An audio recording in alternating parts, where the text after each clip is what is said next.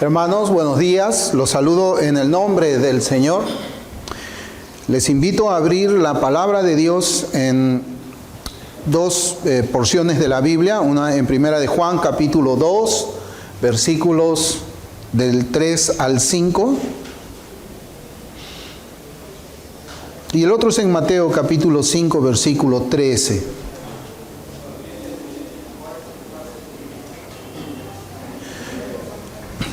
La palabra del Señor dice: y en esto sabremos que nosotros le conocemos, si guardamos sus mandamientos. El que dice yo le conozco y no guarda sus mandamientos, el tal es mentiroso y la verdad no está en él. Pero el que guarda su palabra, en este verdaderamente el amor de Dios se ha perfeccionado, por eso sabemos que estamos en él. Y en Mateo 5:13 la palabra del Señor dice: vosotros sois la sal de la tierra, pero si la sal se desvaneciere, ¿con qué será salada? No sirve más para nada, sino para ser echada fuera y hollada por los hombres. El Señor bendiga la lectura de su palabra, hermanos, y en esta oportunidad vamos a meditar en la preparación para la batalla cultural, o sea, preparándonos para la batalla cultural. Vamos a ver una primera parte en este día con la ayuda del Señor, y luego también vamos a ver el próximo domingo también una segunda parte de este tema. Cuando ustedes saben, hermanos, que por la gracia del Señor, y digo por la gracia del Señor, en aquel tiempo cuando yo andaba pues como un ateo por el mundo hasta los 40 años, ustedes saben que yo fui ateo, y yo vivía como ateo y nunca invocaba el nombre de Dios para absolutamente nada. A mí me tocó servir en el ejército, ¿no? Cuando yo tenía más o menos unos 19 años. Eran unos tiempos un poco peligrosos, había pues el terrorismo aquí en Perú, y en la preparación que nos hacían a nosotros como tropa, había una instrucción de tal manera de que en nuestra mente nosotros íbamos alimentando cada día, porque era cada día, los únicos días que no hablábamos de este tema o no nos arengaban de esa forma era el domingo, o los fines de semana, porque salíamos del cuartel. Pero principalmente había una preparación, hermanos, que era, el final de esa preparación era aborrecer otras naciones, defender nuestra patria, y la única manera de morir dignamente para un hombre era en una zona de combate, frente al enemigo, luchando contra el enemigo. Esa era la manera más honrosa de morir para alguien, ¿no? De alguna manera, hermanos, la Escritura también dice que nosotros somos soldados. La diferencia entre la preparación de un soldado militar en un cuartel, un soldado ateo como lo fui yo, a un creyente, es que a nosotros en el cuartel nos hacen escuchar un mensaje de tal manera de que uno quede con la voluntad dispuesta a entregar su vida en un combate. En el cristianismo no es así. En el cristianismo, por la misericordia del Señor, ese mensaje no viene de afuera, ese mensaje viene de adentro, del corazón, porque es el Espíritu Santo quien habita en nosotros. Y cuando leemos estas porciones de la Escritura que hablan de la obediencia, primeramente en Primera de Juan 2:3, y habla y dice la palabra de Dios de que nosotros le conocemos a Él si guardamos sus mandamientos.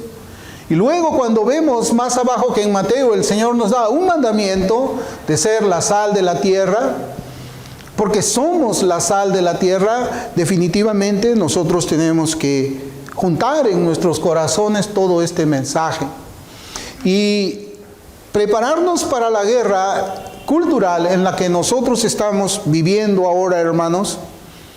Un tiempo muy difícil, un tiempo donde las familias, las iglesias cristianas, inclusive el país donde nosotros estamos viviendo, están bajo un peligro, hermanos, tremendo, muy grande. La destrucción de la moralidad, hermanos, rampea por todos los lugares, Y seguramente que nosotros nos preguntamos, ¿y cómo es que hemos llegado a este punto?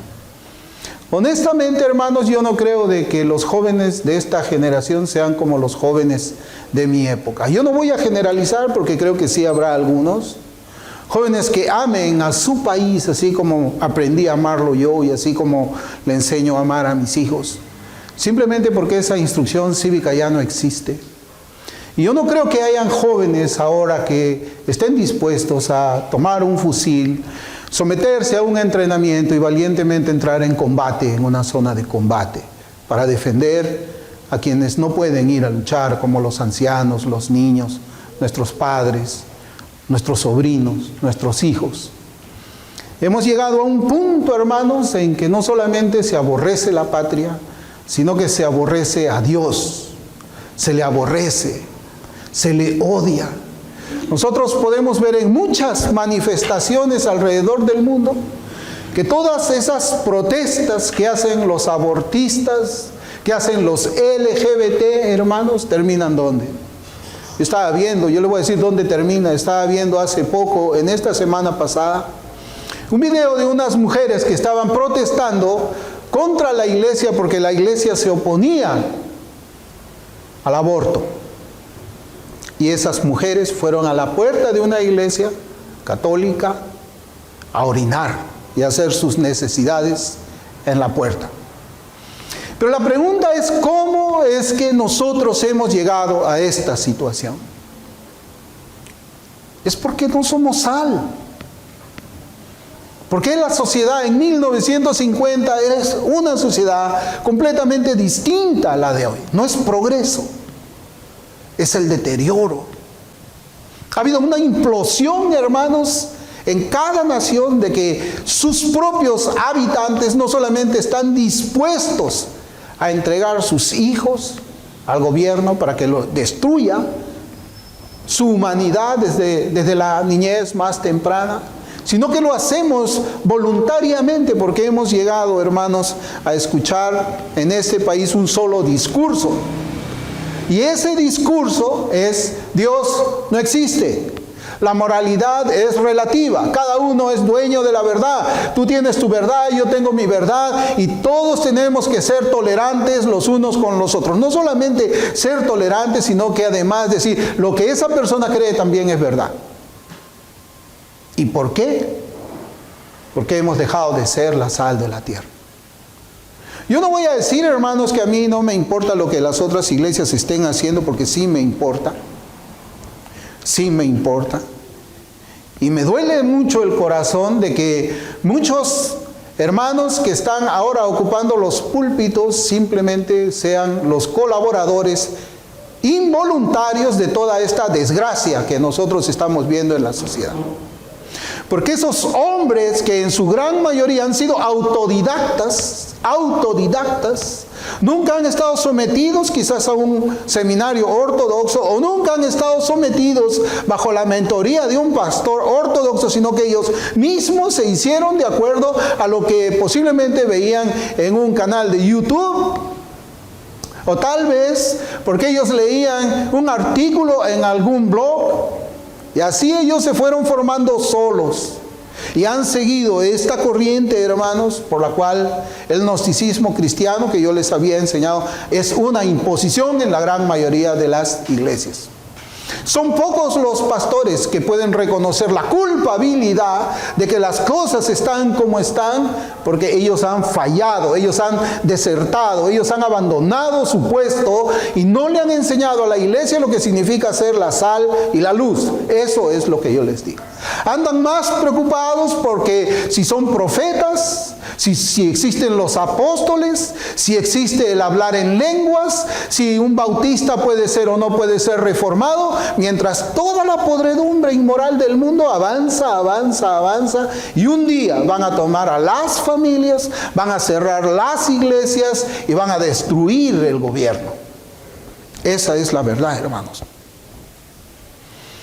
Yo quisiera comenzar, hermanos, esta meditación trayendo los comentarios de dos hombres de Dios del pasado acerca de lo que significa ser la sal de la tierra. ¿Y por qué, hermanos? Porque ese mensaje que yo estoy entregando a la iglesia en estas semanas y lo que nosotros conversamos de manera privada, lo que vemos en la pizarra, como vamos a ver ahora también más tarde, hay muchos que posiblemente digan, esa es una doctrina nueva. Ese hombre está enseñando algo que es nuevo, no es sana doctrina, porque la sana doctrina enseña a hacer la sal de esta manera. Y ahí vea usted el resultado, parece unos 10 minutos en la esquina y no se va a demorar mucho en ver todo el declive moral de nuestra nación, de nuestra sociedad, de este distrito donde está ubicada nuestra iglesia. No es nuevo, hermanos. Ser la sal, y en palabras de Albert Barnes, le voy a citar, dice, la sal hace que los alimentos sean agradables y sabrosos y los preserva de la putrefacción. Así los cristianos, con su vida y sus instrucciones, han de preservar al mundo de toda corrupción moral, haciendo descender la bendición de Dios en respuesta a sus oraciones, y por su influencia y ejemplo salvan al mundo del vicio y del crimen universales. Albert Barnes. Este hombre vivió en el siglo XVIII, el siglo XVII. Es un teólogo presbiteriano. Entonces no es nuevo. Él dice, los cristianos con su vida y sus instrucciones, o sea, hablar. No es solamente que todos vean que yo soy santo y yo tenga mi boca cerrada mientras voy al mercado, mientras estoy en mi trabajo, mientras estoy en mi sala, en mi universidad o en mi escuela. No, son las instrucciones que la sal le da a ese mundo. ¿Para qué? Para preservarlo de toda corrupción moral. ¿Se enseña así ahora? No creo. John Trapp, otro puritano, él dice, como la sal impide que la carne se pudra, así hacen los santos con el mundo. Y por eso son esparcidos de arriba abajo, aquí uno, allá otro, para impedir que el resto se pudra. Para impedir que el resto se pudra. Yo diría, por eso es que hay una iglesia acá, hay una iglesia más allá, hay una iglesia aquí doblando la esquina, usted ha visto, hay otra iglesia más allá, hay otra iglesia en la avenida Tupac Amaru, así, una por acá, otra por allá, ¿para qué? Para evitar que el mundo se pudra. Pero vemos eso, vemos que la iglesia está trabajando, obedeciendo al Señor para evitar que el mundo se pudra. Posiblemente sí, pero son poquitas. Como parte del cuerpo de Cristo nos reunimos como una iglesia local y siempre vemos que revolotea, hermanos, en nuestros corazones el deseo de servir a Dios de una manera verdadera. Es decir, servirle en las tareas que son fáciles, pero también en aquellas que son un poco más difíciles y en aquellas que son riesgosas. Hermanos, y el propósito de hablar de estos temas, de esta doctrina que está enseñada en la palabra del Señor, es para que nosotros seamos conscientes de que lo que estamos haciendo, de que aquello por lo que estamos orando, que nos estamos entrenando, que estamos instruyéndonos, es la voluntad de Dios. No es el capricho de este pastor, está en la Escritura. Venimos preparándonos espiritual e intelectualmente para servir a Dios de una manera agradable a Él, saliendo a las calles para salar a las personas que vienen rodando cuesta abajo en una sociedad que ha perdido la brújula y que se viene descarrilando en el pecado, la inmundicia y la inmoralidad descarada. Yo veo mucho el Twitter, yo no veo noticias. Yo tengo así sigo algunas personas en Twitter, y el día de ayer había uno que yo estaba viendo en la tarde, me senté un rato a ver las noticias, y había una persona que, hermanos, y yo le decía a mi esposa que yo estaba asombrado. Estaba desnudo en la calle tratando de violar a alguien a plena luz del día. La mujer gritaba, ayuda, auxilio. Y ese hombre estaba ahí, la gente le gritaba algo, pero nadie se acercaba a socorrer a esa mujer. No estaba la policía. Eso es en lo que se está convirtiendo las naciones en el mundo.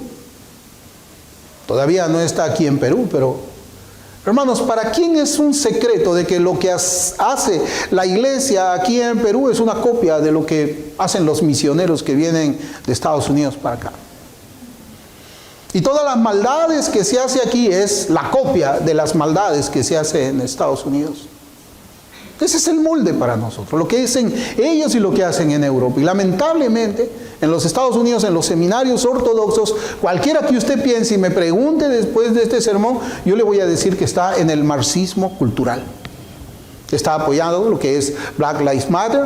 Algunos hermanos ya están diciendo, como yo ya les he enseñado antes, y escribí en ese libro, algunos están diciendo, están santificando los afectos homosexuales entre un creyente y otro. Y otra vez está saliendo eso al debate. Yo ahí tengo un video que quiero subtitular.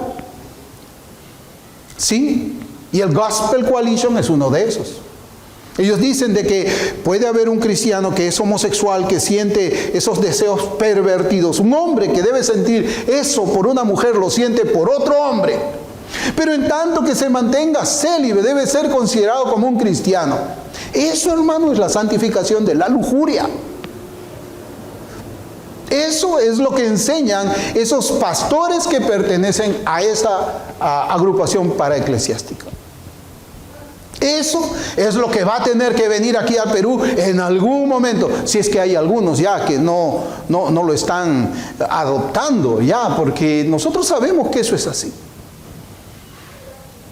Aquí, hermanos, las iglesias se plantan por personas que son instruidas por Gospel Coalition, Together for the Gospel, gracias a Dios ya no existe, y por todos esos movimientos paraeclesiásticos que en su esencia, en su raíz y en su enseñanza son marxistas, tan marxistas como aquellos que promueven el feminismo, el aborto y todo eso. Si no, vean ustedes los videos que yo he subtitulado de J.D. Greear, el expresidente de la Convención Bautista del Sur, donde decía de que en su iglesia local, habían mujeres que eran víctimas por haber abortado.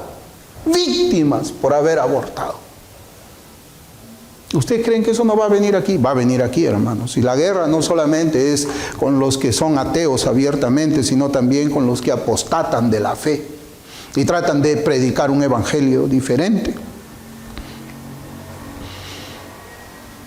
Cuando meditaba, hermano, en esto de esta preparación espiritual e intelectual de esta iglesia, de servir al Señor en las calles, exponiéndonos a muchas cosas, yo me preguntaba, ¿por qué lo hacemos?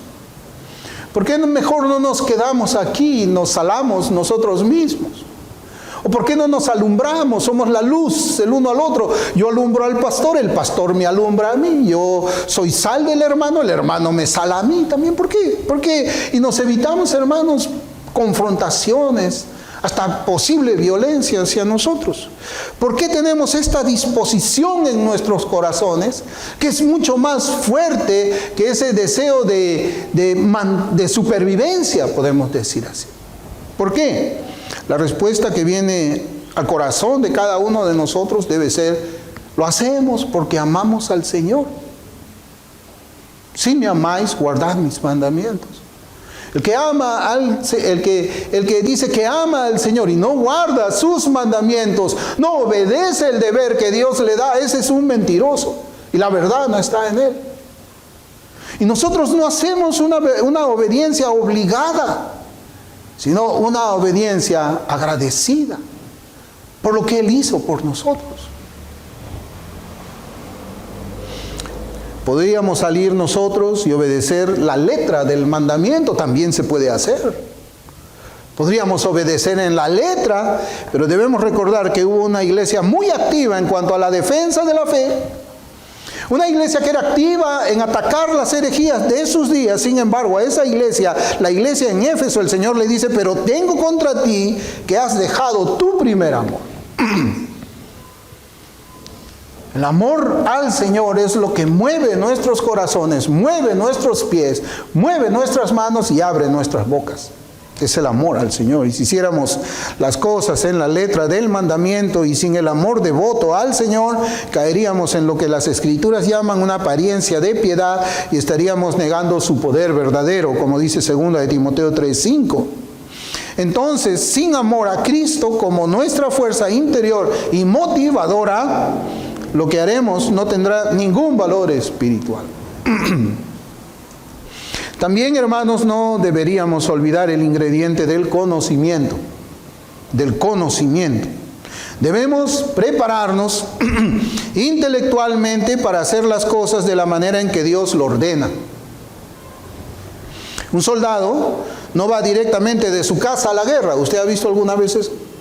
Un soldado no va directamente de su casa, lo sacan de su casa, le dan un fusil y le dice, anda, ponte al frente de batalla. No. Primero debe pasar por una etapa de entrenamiento y preparación para que pueda enfrentar al enemigo con la fortaleza corporal y la convicción interna de vida.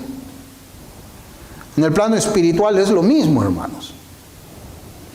Esta preparación incluye principalmente la meditación en la palabra de Dios. Tenemos que conocer bien la Biblia y las oraciones también al Señor con un derramamiento de nuestros corazones delante de Él.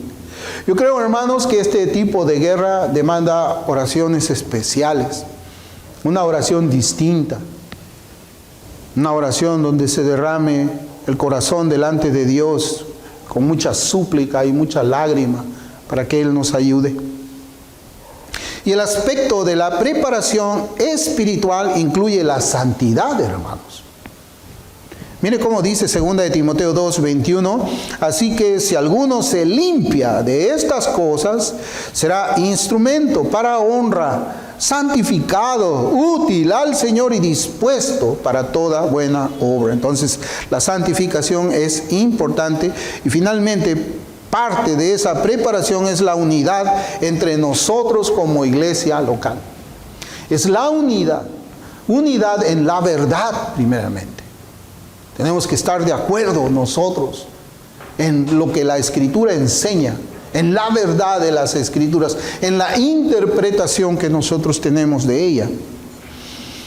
Es importante la unidad porque en Juan 13:34 dice la palabra de Dios, un mandamiento nuevo os doy, que os améis unos a otros, como yo os he amado, que también os améis unos a otros. Esa es la primera unidad, hermanos, que nosotros debemos de tener. Cuando usted ve un pelotón en el ejército, usted va a ver muchos códigos de guerra, códigos en el cual yo cuido tu espalda, tú cuidas mi espalda, el soldado sale y cuando sale sabe de que si le queda herido él no va a ser abandonado, sino que va a ser cuidado y va a ser llevado, aún vivo o muerto, va a ser llevado de regreso a su casa. Igual nosotros tenemos que estar unidos en una misma mente, unidos en un mismo corazón, en una misma intención, porque Marcos capítulo 3 versículo 25 dice, y si una casa está dividida contra sí misma, tal casa no puede permanecer. Tiene que haber una unidad de corazón, una unidad de doctrina.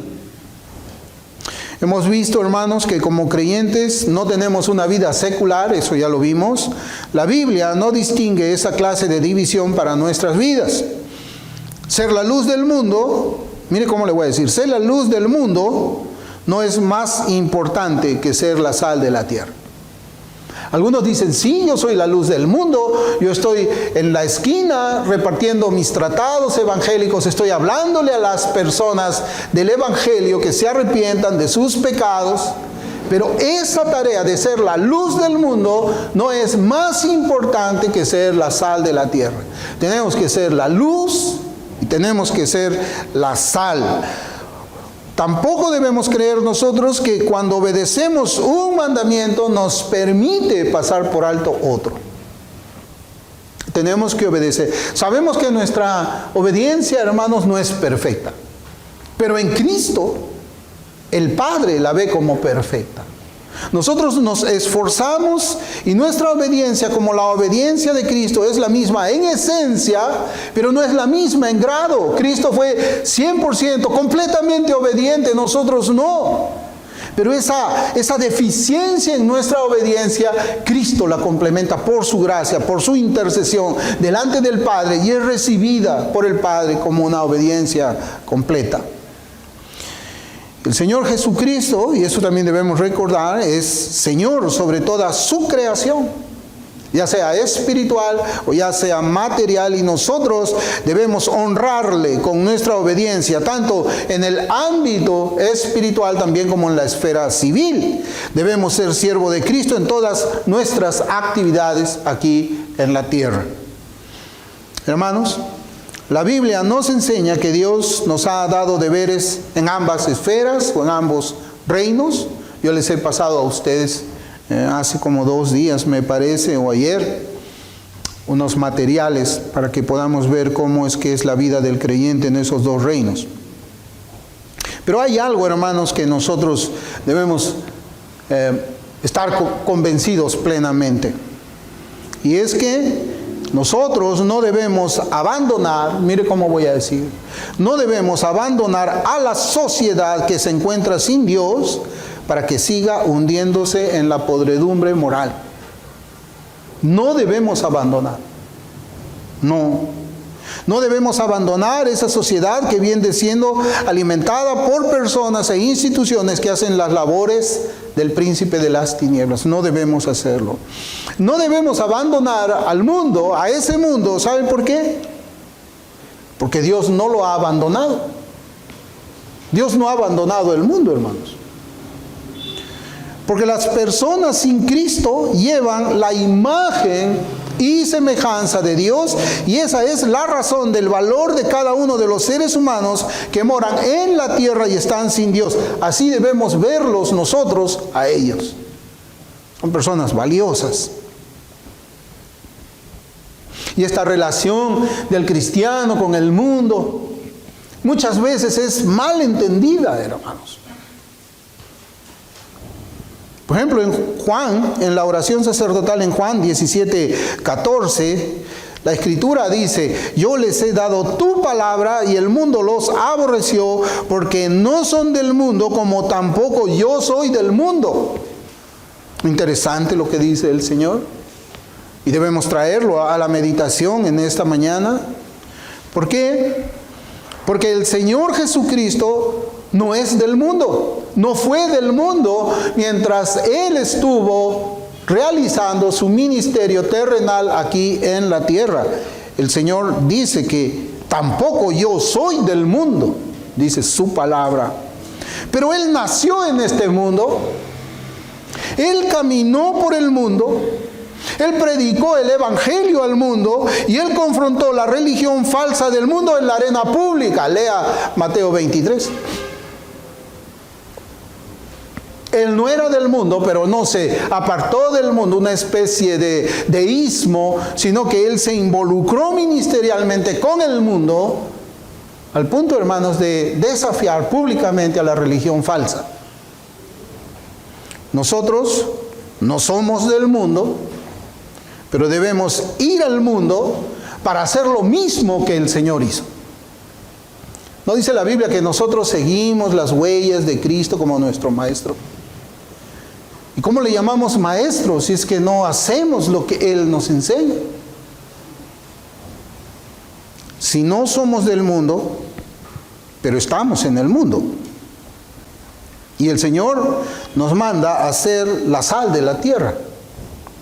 Entonces, debemos conocer, hermanos, mire cómo le voy a decir, las filosofías del mundo que nos rodean. Y principalmente conocer la cosmovisión cristiana. Algunos creen y dicen, mi Biblia y yo. Agarran su Biblia y se van a la punta de un cerro, hermanos, y están ahí leyendo solamente su Biblia. Nada más, dicen ellos. Yo no debo leer absolutamente nada más. Mi Biblia y yo. Y por supuesto también la interpretación que ellos dan de la Biblia, ¿no? Cuando se le habla a ellos de las confesiones, no, mi Biblia y yo. Solo Jesús, no teología. Yo tengo una relación de amor con el Señor. Pero miren, hermanos, miren cómo ha sido el ejemplo del apóstol Pablo, porque es importante que nosotros notemos lo que la Escritura nos enseña cuando yo les digo que tenemos que prepararnos en las filosofías del mundo, porque todo este declive moral que nosotros vemos es la consecuencia de todos esos conceptos filosóficos que fueron creados en la escuela de Frankfurt. Esa bomba nuclear que han dejado en Occidente y en Europa es una bomba nuclear que son ideas, son filosofías, son pensamientos y tenemos que estudiarlos. Miren lo que la Biblia dice del apóstol Pablo. Primera de Corintios, capítulo 15, versículo 33.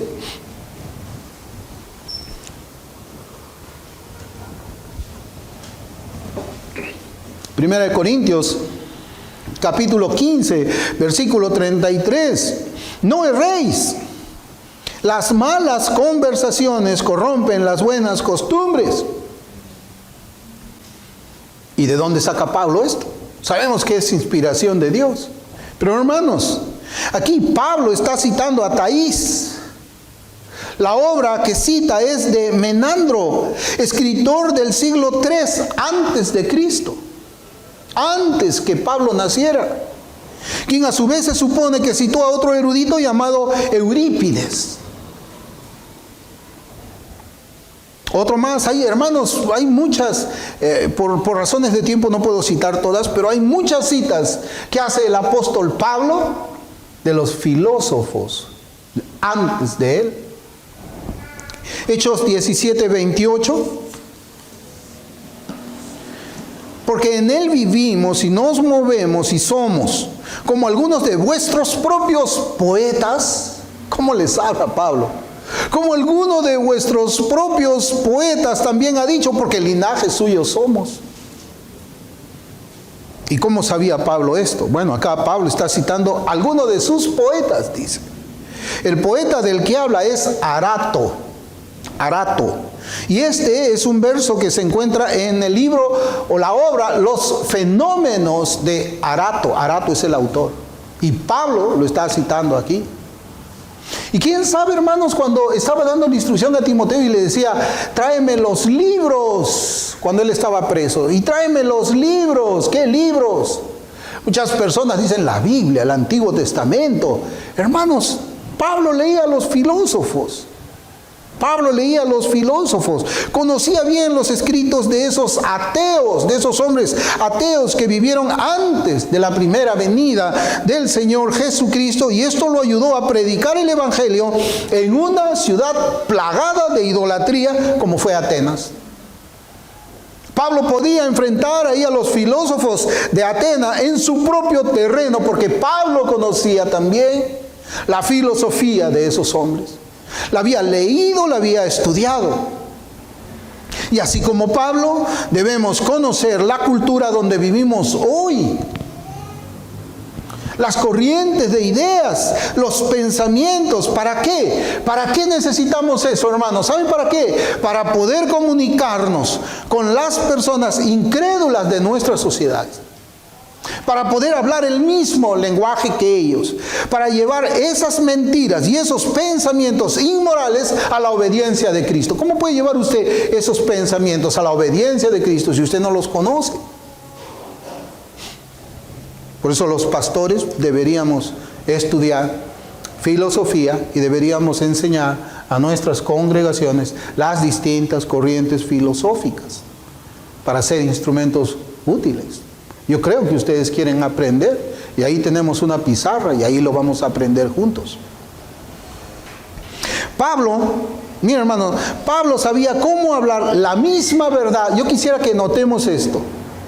Pablo sabía cómo hablar la misma verdad, porque él no predicaba varios evangelios, él predicaba un solo evangelio y una sola doctrina acerca del evangelio de Jesucristo. Pero Pablo sabía cómo hablar la misma verdad de Cristo, pero a diferentes audiencias. Pablo predicaba en las sinagogas, Pablo predicaba en Atenas, Pablo predicaba en todas esas ciudades sometidas bajo el imperio romano. Eran diferente clase de audiencias, de oyentes. Pablo sabía cómo hacerlo. Por eso es que dice en 1 Corintios capítulo 9, versículos 20 y 21.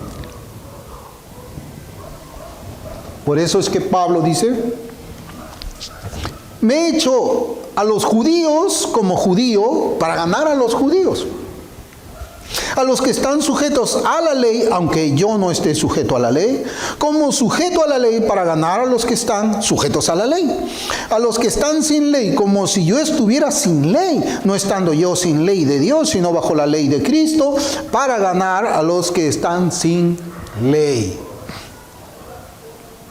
La misma verdad predicada a los judíos, predicada a los que están bajo la ley, predicada a los que están sin ley, predicada a los gentiles, a diversa clase de gentiles, de acuerdo a la ciudad donde ellos estaban viviendo y de acuerdo a las filosofías de cada ciudad donde ellos estaban. Entonces, nosotros debemos estudiar el humanismo para ganar a los humanistas. Debemos estudiar el evolucionismo para ganar a los evolucionistas. Debemos estudiar el racionalismo para ganar a los racionalistas. Debemos estudiar el empirismo para ganar a los empiristas. Porque estas filosofías son las que están allá afuera, son las que se enseñan en la Universidad Católica, en todos los lugares donde usted puede ir. Claro que no las enseñan con estos nombres, pero básicamente es eso. El punto es que nosotros debemos ser como el apóstol Pablo para ser útiles al Señor cuando seamos la sal de la tierra. Y debemos decir nosotros: me he hecho débil a los débiles para ganar a los débiles. A todos me he hecho de todo para que de todos modos salve a algunos. Eso, hermanos, es parte de la instrucción para que nosotros podamos ser la sal de la tierra. No vamos a ser improvisados. Tenemos una responsabilidad delante. El Señor nos va a ayudar, yo estoy seguro. Yo estoy seguro que sí. Dios nos dice que debemos estar preparados para responder a las preguntas fundamentales de los incrédulos, haciéndoles ver el error de sus pensamientos y confrontándolos con la verdad absoluta del cristianismo. Nuestras armas son espirituales y tienen el poder para derribar cualquier argumento que se levanta contra Dios. Los días en que vivimos hacen necesario que la misma verdad que predicó el Señor Jesucristo, que predicaron los apóstoles, la misma verdad que predicó la iglesia primitiva, que predicaron los reformadores y los puritanos, sea presentada de una manera diferente. Eso es lo que significa ser la sal, hermanos. Esa es la preparación que necesitamos nosotros. Debemos de presentar la verdad a los incrédulos. Mire, debemos presentar, pero hoy debemos presentarles las razones para que ellos crean en esa verdad. Las razones para que ellos crean en esa verdad. Y si nosotros no podemos, hermanos, responder a preguntas tan sencillas, entonces, ¿qué razón van a tener ellos para interesarse en escuchar más del Evangelio de Jesucristo? Tenemos que presentarle las razones. ¿Por qué? Porque en nuestros días todavía podemos escuchar la misma pregunta que le hizo Pilato al Señor Jesucristo cuando estuvo delante de él. Él preguntó: ¿qué es la verdad? Eso mismo se preguntan las personas afuera. ¿Qué es la verdad? Y si nosotros no podemos responder esa pregunta, no podemos ayudarles a ellos. Somos la sal. Tenemos que prepararnos para salar. Nuestros días se caracterizan porque los incrédulos han perdido la certeza acerca de la existencia de la verdad. Recordemos que vivimos en tiempos de relativismo donde cada cual tiene su propia verdad. Donde las personas afirman que todo conocimiento en realidad es una opinión.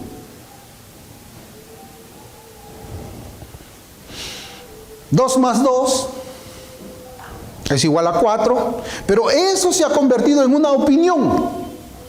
Esa es tu verdad. Para ti 2 más 2 es 4. 2 más 2, 4 ya no es conocimiento, es opinión. Y menos debe ser considerado como una verdad absoluta. Hemos hablado, hermanos, anteriormente de la teología natural y de la ley natural como un terreno que compartimos con los incrédulos. La teología natural la entendemos como la creación de Dios del universo físico con estándares y leyes que pueden ser comprendidos y examinados por todos los seres humanos. Lo que Dios ha creado es posible llegar a conocer. Otro aspecto importante que debemos tener en nuestra mente es que Dios ha creado a los seres humanos a su propia imagen y semejanza, lo cual nos hace capaces de conocer y examinar el mundo que Dios ha creado y donde nosotros nos movemos. Cuando hablamos de la creación, filosóficamente estoy hablando de la metafísica. Y cuando hablo de la capacidad de poder conocer lo que Dios ha creado, estoy hablando de la epistemología. Esas cosas las vamos a aprender juntos. Pero esa es la relación que debemos considerar siempre acerca del verdadero conocimiento. Porque eso es una batalla, hermanos. Eso es una batalla también. Hemos sido creados a la imagen de Dios con la capacidad de conocer y examinar su creación material. Por ejemplo, Dios ha creado varón y mujer. Y la biología lo confirma. Además de ello, nuestros ojos son capaces de reconocer esa diferencia acerca de nuestros sentidos. Podemos reconocer quién es un varón, quién es mujer también, se puede, ¿no? Otro ejemplo acerca de conocer la diferencia entre un gato y un perro. No necesitamos estudiar medicina veterinaria para conocer la diferencia entre un gato y un perro. Una vez yo estaba viendo, hermanos, un documental, no sé si ustedes lo han visto, que es una mujer de Matt Walsh. Es incrédulo, pero es interesante cómo es que él fue por diversas universidades preguntando a los catedráticos, a los hombres que han estudiado, no sé qué han estudiado ellos. Le preguntaban, ¿y qué es una mujer? No te puedo decir que es una mujer. ¿Pero por qué no me puedes decir que es una mujer? Le preguntaron a ellos y se fue al África y preguntó qué es una mujer. Y un africano que estaba con un taparrabo, su escudo y su lanza le pudo decir que es una mujer. Pero las personas que están en una universidad hoy no pueden definir lo que es una mujer. ¿Y saben por qué?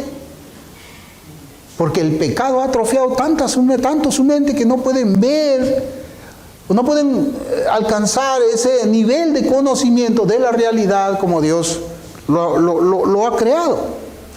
Lo mismo, así como sabemos, por eso es que yo le decía la diferencia entre un perro y un gato, porque uno de esos eruditos dijo de que cuando le preguntaron en el Congreso, le preguntaron a una mujer, ¿qué es una mujer? Y ella dijo, yo no he estudiado esa parte, no puedo decirle qué cosa es una mujer. Estaban haciendo la evaluación para los jueces de la Corte Suprema en los Estados Unidos y habían algunos candidatos que no podían responder esta pregunta tan sencilla. ¿Qué es una mujer? Y bueno, hermanos, nosotros no necesitamos estudiar medicina veterinaria o un doctorado veterinario para reconocer cuál es la diferencia entre un perro y un gato. Tristemente, hermanos, aunque el pecado ha distorsionado la verdad, todavía es posible conocer la verdad en el mundo material con algunas limitaciones evidentes. Por ejemplo, Dios es conocible en la parte que Él deja conocerse a través de su palabra, pero aún ese conocimiento que nosotros tenemos de Dios hace que en nuestras mentes finitas Dios sea incomprensible. Por eso es que en las teologías sistemáticas dice Dios es conocible, pero es incomprensible. Por supuesto, porque lo finito no puede contener lo infinito. Pero aún así podemos tener conocimiento de Dios y claro que también podemos tener conocimiento de la creación. La verdad que llegamos a conocer debe concordar con la forma en que las cosas son. De lo contrario, estamos delante de una falsedad. Lo mismo podemos decir de la historia. La historia también, hermanos. A veces tenemos que estar instruidos en la historia.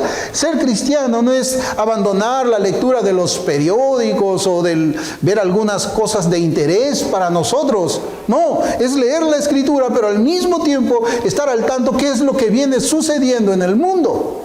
Porque ¿cómo puedo ser sal si yo desconozco lo que está pasando en el mundo? Está hablándole de la historia, donde cierta clase de personas procuran distorsionar, cambiar la historia para inventar hechos pasados que nunca ocurrieron. Nunca. Por ejemplo, en los Estados Unidos, ¿cuál fue el partido que defendió la esclavitud? El Partido Demócrata. Pero hoy día los demócratas dicen que fueron los republicanos los que defendieron la esclavitud. Y bueno, ellos pueden decir lo que quieran. El problema es que la mayoría se lo cree. Ese es el problema. La mayoría se lo cree. ¿Por qué? Porque no estudian historia. Prefieren estar en el celular mirando el TikTok, mirando el Face, mirando el YouTube, mirando la última canción de no sé qué, el último baile de no sé cuánto. Están 4 horas ahí en lugar de estar mirando la información que es pertinente en nuestros días. Yo una vez vi una fotografía, hermanos, de una comparación de una calle, no recuerdo en qué lugar era, donde había una fila de personas, todos leyendo su periódico, así un hombre con su periódico, y abajo había otra donde estaban las personas con su celular. Esa es la diferencia, porque es que antes las personas tenían mayor conocimiento de lo que ahora tienen.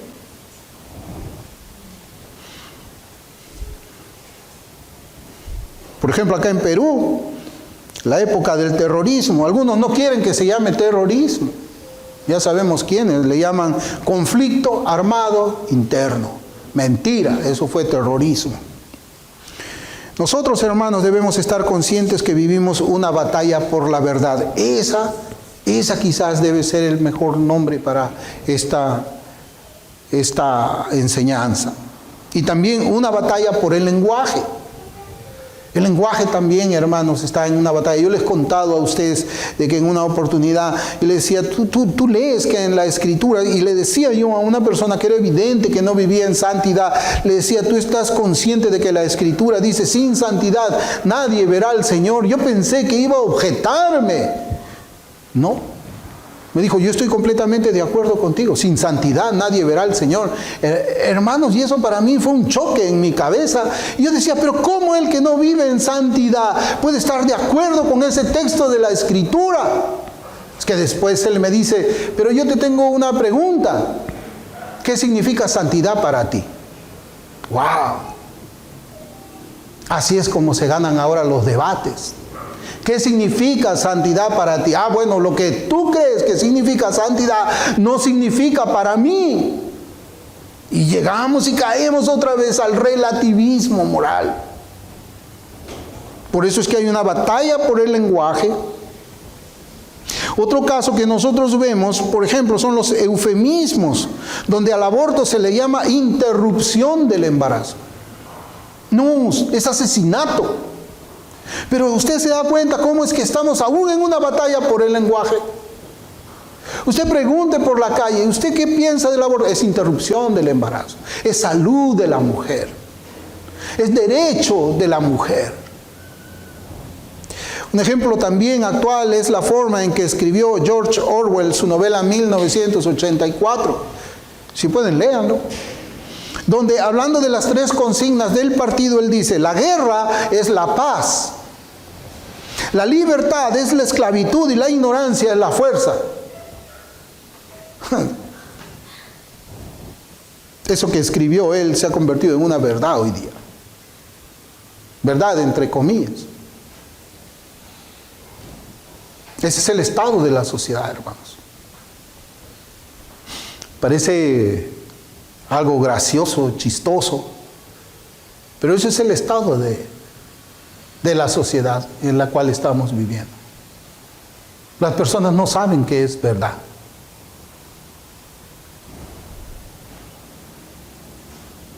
Nosotros afirmamos que todo lo que discernimos a través de nuestro estudio del mundo o de nosotros mismos debe someterse a la palabra de Dios.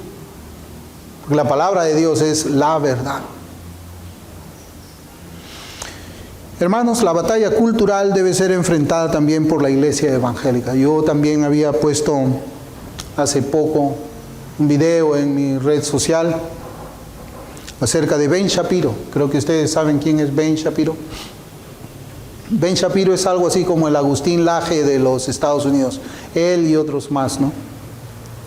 Y en una entrevista que le estaba haciendo yo no me acuerdo el apellido, estaban hablando de Jesucristo. Le hizo a Ben Shapiro una pregunta acerca de Jesucristo. Y riéndose, burlándose del Señor, él dijo, no, él no es un profeta. Los romanos lo mataron por ser un revoltoso. No, él no resucitó de los muertos. Pero tristemente muchos cristianos lo apoyan a ese hombre, ¿no? El Señor, y yo meditaba también en esto, hermanos, el Señor, cuando usted lee los evangelios y los demonios decían, tú eres el Cristo de la gloria, el Señor les cayó la boca y les decían, cállense ustedes. ¿Saben por qué? Porque el evangelio, hermanos, no iba a ser predicado por los demonios. Iba a ser predicado, tenía que ser predicado, debía ser predicado por aquellos que son hijos de Dios. Nosotros no podemos dejar el encargo de esta batalla cultural, de esta guerra cultural, a hombres como Ben Shapiro, a hombres como Agustín Laje, como Márquez, como nuestro compatriota también, no me acuerdo su nombre, Miklos Lukács. No podemos dejarle a ellos esta batalla. ¿Por qué? Porque ese es el llamado que el Señor ha hecho a nosotros. Ellos pueden hacerlo por su lado, si es que quiere, está bien. En la gracia común el Señor lo permite, pero ellos son aborrecedores de Dios. Ellos no tienen una cosmovisión completa. Ellos se han prestado de la Biblia todos sus argumentos, hablan los argumentos de la Escritura, hablan la ley moral que ellos tienen escrita en su corazón, pero nunca le dan la gloria al Cristo.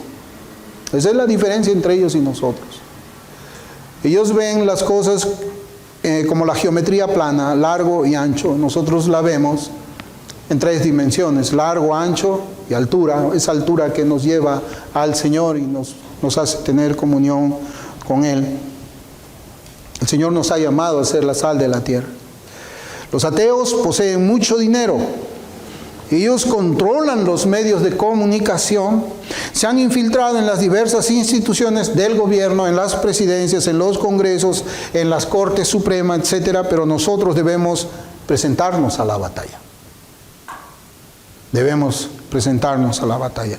A cada batalla contra todos los que defienden la agenda antifamilia, la agenda anti-iglesia cristiana y anti-Dios. Pablo escribió en 1 Corintios 4:13, nos difaman y rogamos, hemos venido a ser hasta ahora como la escoria del mundo y el desecho de todos. Hemos venido a ser hasta ahora como la escoria del mundo, el desecho de todos. Eso es lo que nos va a esperar a nosotros cuando seamos la sal de la tierra. Y tenemos que haber muerto a nosotros mismos y tomado nuestra cruz para poder ser la sal de la tierra. ¿Y sabe por qué tenemos que haber muerto a nosotros? Porque cuando estamos muertos, no importa lo que digan de nosotros, estamos muertos. Usted ha visto que algún muerto se levante cuando alguien lo difama, alguien lo insulta, alguien lo tiene por como no, los muertos están muertos. Y nosotros, como estamos muertos, no nos va a importar, hermanos, que nos traten como la escoria del mundo, porque estamos muertos para el mundo. pero vivos para Dios. El problema no es la persecución que podemos padecer, ese no es el problema, hermanos. El problema se encierra en una sola pregunta, que es la que yo les compartí al principio. ¿Cuándo perdió la iglesia su influencia en el mundo? ¿Cuándo perdió la iglesia su influencia en el mundo? Cuando nosotros lleguemos a responder esa pregunta, vamos a saber qué es lo que tenemos que hacer para empapar a esta sociedad de esos valores morales que están en las Escrituras y que el mundo tiene escrito en su corazón. Esa es nuestra labor. Debemos estar preparados para eso. Debemos prepararnos para esta batalla espiritual. Vamos a orar, hermanos.